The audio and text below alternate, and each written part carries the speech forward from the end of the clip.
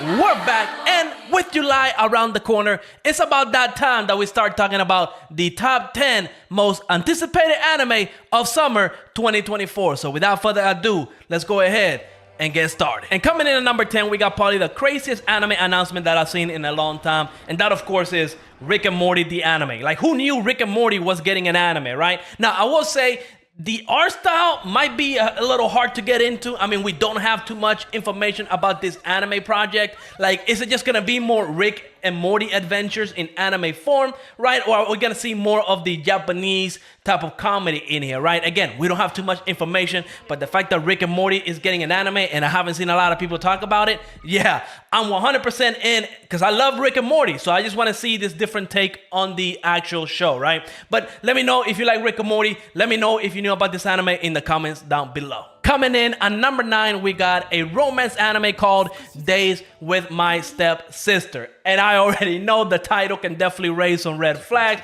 but it's essentially what it sounds like, right? Two people remarried and then their kids some way, somehow fall in love with each other, right? A stepbrother, stepsister kind of relationship. Now, they're not really blood related, so I guess in a way it's fine, but I could definitely see that, you know, at least here in the US, it could definitely be seen kind of icky, right? But who knows, right? I do know that the people that have read the source material, they kind of swear by it. They actually say that this is a good, deep story and romance story. And look, not everything has to be sword and magic, right? So sometimes you just have to throw a little bit of romance in there. And that's usually what I try to do with the list that I make with the upcoming anime, right? So there you go. If you're a romance lover, you know, check this one out and let me know what you think. Next, coming in at number 8, this one might get me a little hate. And of course, that is Fairy Tail, the 100-Year Quest.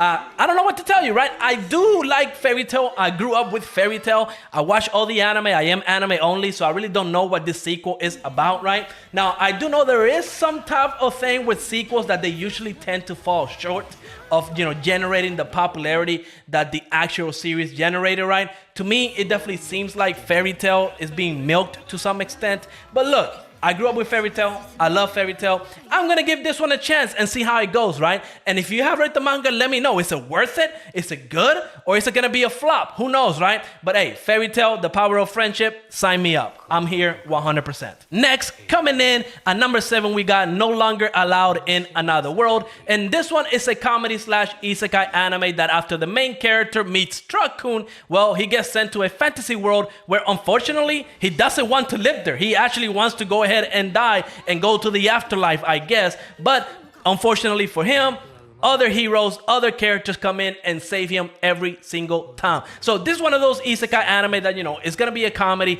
And the studio that made this one also made Uncle from Another World, which if you saw this on Netflix, it was a pretty, you know, funny anime. So maybe we're going to see some of that comedy in here as well. So if you like comedy and isekai, check this one out. It definitely has a lot of room to grow with the main character. You know, maybe he'll find a reason to want to stick around, right? Maybe he's OP. Who knows, right? Let me know if you're excited for this one. Next, coming in at number 6, we got Failure Frame. I became the strongest and annihilated everything with low-level skills. Now, these isekai animes are getting longer every season, and it's essentially what it sounds like, right? Main character Mimori, he gets summoned into another world by the goddess with his whole class, and essentially everybody has good, powerful skills except the main character Mimori. So the goddess banishes him to a dungeon where he is meant to die in there. But of course, because he's the main character, he's got that plot armor and he's OP, he makes it out, and I'm guessing he's going for revenge. Now, this has everything that I like, right? It is fantasy, it is an isekai, and it's a revenge story. So I'm all in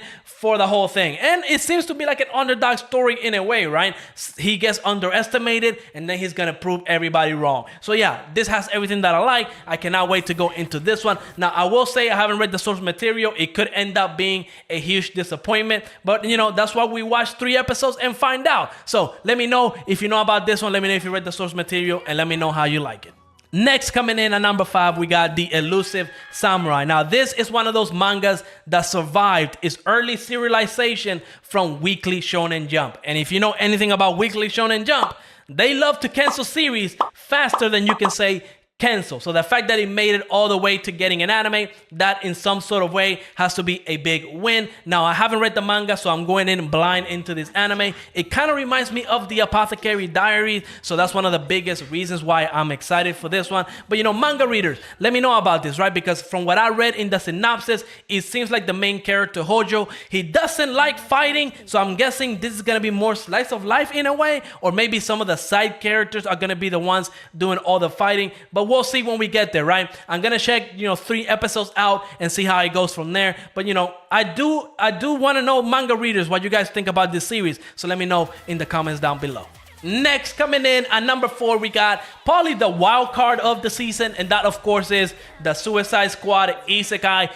DC and Wit Studio teamed up together to bring us this masterpiece, right? Who would have thought that we were going to get a DC sort of anime? Specifically, the Suicide Squad, where they essentially go into another world and they're gonna do a mission in another world of, full of orcs, dragons, fantasy. It's gonna get crazy, it's gonna get wild, and I'm here for it. I'm not the biggest DC fan, but I do love anime, and Wit Studio, whenever they get a project, they usually tend to do really well. They did Attack on Titan, they did Ranking of Kings, they have some really good works out there, and I'm honestly kind of excited for the Suicide Squad Isekai. Maybe some people are a little, apprehensive about this project, but me, I'm full of excitement. So I'm gonna go in, I'm gonna check it out, and hopefully it doesn't disappoint. Next, coming in at number 3, we got Wistoria, Wand and Sword. Main character Will goes to a magic academy, but he finds out that he cannot use magic, he cannot use wands. So he's essentially doomed, except he can use a sword, and he's really good with it. So he's going to essentially dominate the magic world with his sword and skills. Now, if you like Black Clover, the similarities are there. It has the cloaks from Black Clover. It has a character that can use magic, and the main character can use a big sword. GG, well played. All right. If you're a Black Clover fan, I would honestly check this out, because let's be real, after the Black Clover anime got canceled like 3 years ago, you're not going to get an anime for a very long time. This is probably going to be the closest thing that you will get to a Black Clover anime. Honestly, the trailer looks phenomenal. The animation, the art style, and really like the fantasy aspect of it, I'm in love with. I can't wait to actually dive into this series. But let me know what you think. Next, coming in at number 2, we got Oshinoko Season 2. Now, Oshinoko was a very popular series back in 2023 when it came out. So, of course, I cannot wait for Season 2. I absolutely loved Season 1. It even made it to number 1 on my anime list before it got downvoted into oblivion. But yeah, this is one of those anime that the story, characters, and everything in it is very, very well made, very well done, and I absolutely love every second of it. So, I'm definitely going to be watching this from start to finish when it starts. Now, some people, if you haven't seen Oshinoko, I really don't want to spoil anything that happens in the first episode, because it is pretty crazy and it sets the tone for the rest of the series. So definitely go watch it, definitely check it out. You won't be disappointed. But again, lower your expectations if you're, expecting some crazy animated fights or anything like that, because this anime is not about that. Now, I will say, I have seen some panels about, Ruby and Aqua doing some wild stuff, and honestly, I don't know if they're fake, I don't know if they're real, but I know the fandom, they be trolling sometimes. But either way, I'm going to be here for Oshinoko Season 2 from day 1. Super excited for this one.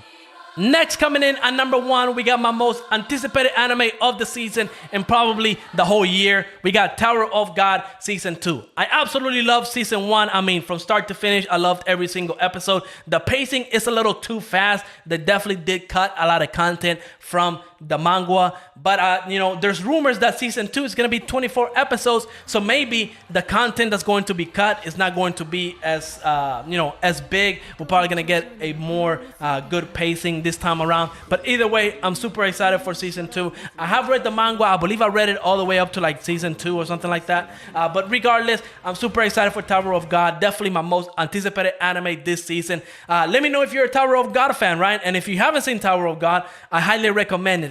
This is essentially like the One Piece of the manga world, right? Like the One Piece of the Korean manga, right? So yeah, definitely go check Tower of God out. You're not going to be disappointed. It's a top tier 10 out of 10 series. I love the anime. Some people might find it a little hard to get into the art style, but I gotta tell you, I love the art style too, so I'm all in. It's gonna be animated by a different studio, so there is probably going to be a little art change in there, but regardless, Tower of God Season 2, I cannot wait. Let me know what anime you're excited for this season. Let me know what anime you're watching. Are the ones that I put on this list, did you know about them? Are you excited about them? Like always, let me know in the comments down below. And just let me know what you like. And like always, make sure to leave a like, subscribe, and I will see you on the next episode. Peace out. Boom.